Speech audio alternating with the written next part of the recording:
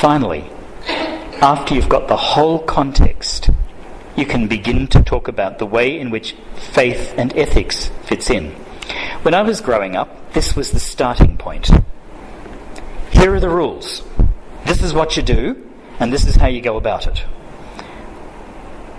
What I'm proposing here is that it's the end point. You give the context first, you get them understanding the why, and then you come in with rules that summarise what's supposed to happen. And so, what are we talking about here? We're talking about pure love. Theologically, what does that mean? A pure substance is one that has not been mixed with anything else. Pure joy is not mixed with any kind of sadness.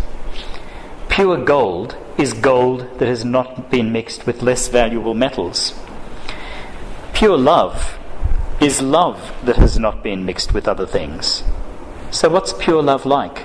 It's got those characteristics we've already spoken about. Pure love is free because nobody can force you to love them. Pure love is permanent. It's not just for a moment, it's for always. I was giving this talk some months ago to a group of students at the John Paul II Institute. And one of the students said, "Did you see that episode of Oprah?" And I was taken aback because the answer was, of course not. And she said, on this particular episode, Oprah had a young girl and a young boy, 19 and 18. And they were deeply in love, and they were now wanting to live together. And so she said to the boy, "And so how long do you think this relationship will last?" And he said, "Oh, I don't know, 12, 18 months." According to this student, the girl's face said it all. And when Oprah asked her, "And what do you think of that?" she said, "I never want to see him again." Okay? Because instinctively, people are supposed to understand that if it really is true love, it's got to be permanent. It can't be just something that's flashing in the pan. Pure love is unselfish. It considers the other person first. Pure love has no limits. And it's always a gift of yourself. So when we talk about what this means in a human person, we begin talking about those things that are rules, but they're expressions of truth. Expressions like this, that everybody is called to live pure love. Everybody is called to express their sexuality as they are. So children are meant to express it in one way, teenagers in another, single people in yet another. Married people are called to chastity that confines them to each other. Priests and religious have a different way in which they live purity in their relationships. Then we get to the 6th commandment, which this particular page cost us 30 hours of deliberation. Every time I would try to write something about the 6th commandment, the parent focus group would say, no, no, no, no, no. And finally, one of them took pity on me, an Irishman, and said, "Look, you seem to be having a lot of trouble with this. Do you want me to help you?" And I said, "Please."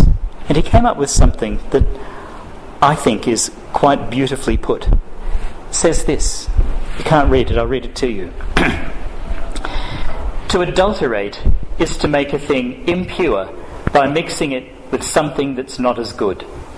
If someone commits adultery in marriage, one of the partners has sexual intercourse with someone else, and this makes their love for their spouse less than what it should be. Their love for each other is diluted by bringing somebody else into the relationship, and this is an improper use of their sexual powers.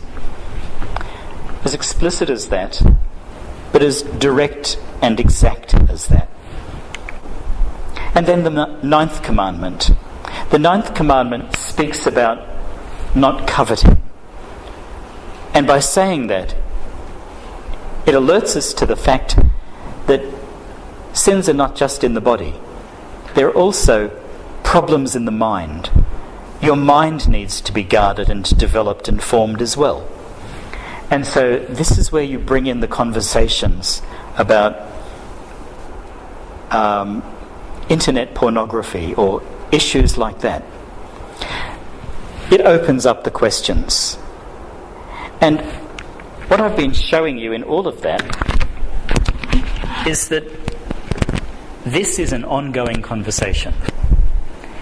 I've been surprised at the difficult questions that have been thrown at me from my own children over the years. I never expected to have to answer them because I never asked my own parents those things.